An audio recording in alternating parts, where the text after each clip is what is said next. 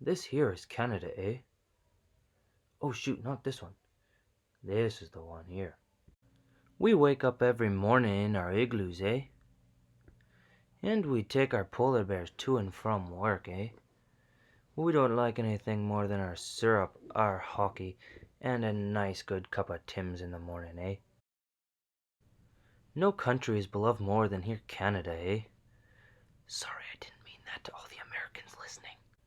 Did you know that the world's population is 7.53 billion people spread over 175 different countries?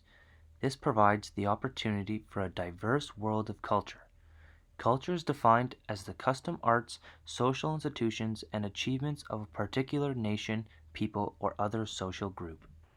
Culture is definitely more prominent in other places around the world, but when thinking of Canada, the first few things that pop into foreigners' minds are the stereotypical responses I listed before, eh? When I was younger, cultural stereotypes were the only thing I knew because I found no interest when it came to learning other religious beliefs. As I grew older, my mindset has shifted and the world's cultural aspects have become increasingly more interesting to me. It was back in 2014 that I took a trip with my family and two other close families to Thailand.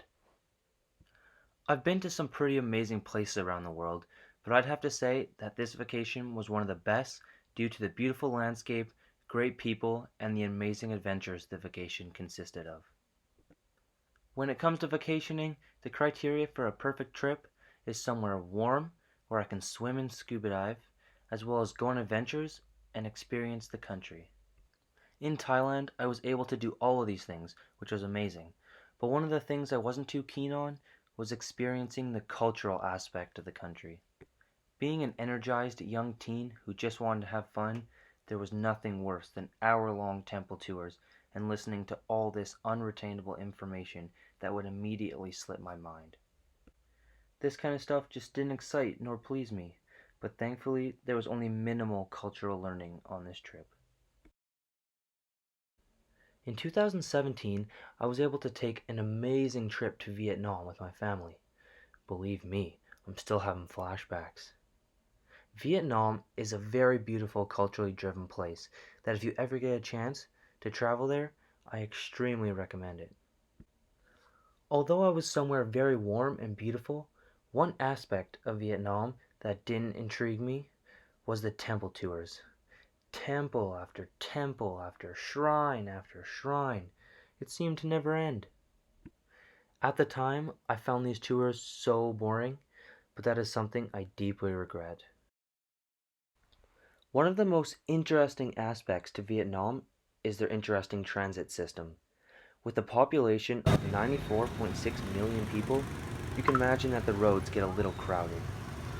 Nearly half of the population rides a scooter, which allows for a lot more movement than large vehicles.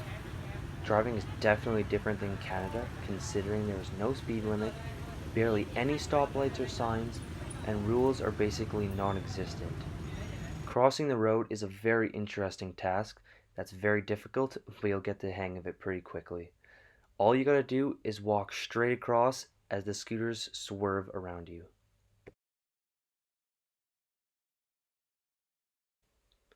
You would expect injury to be fairly common in a place like this, but in reality, these people are way better drivers than most Canadian and Americans. We suck. Another very interesting aspect to Vietnam's culture is their way of providing for the community by selling goods in the middle of the streets.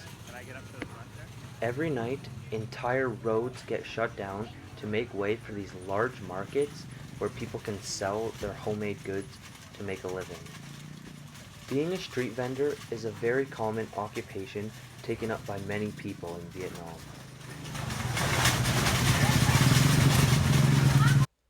Vietnamese cuisine is very interesting.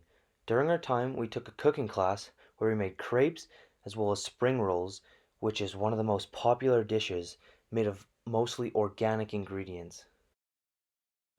Vietnam relies on rice as one of their main food sources.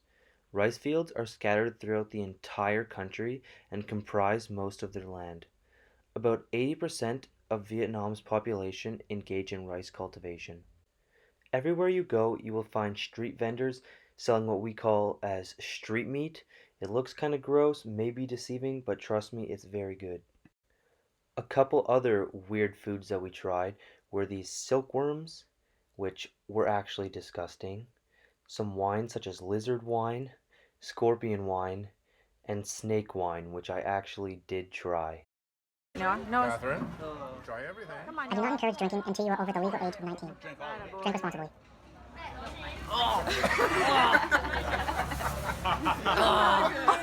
Quite disgusting. Looking back to my past vacations, some of the opportunities I was provided with were a once-in-a-lifetime experience.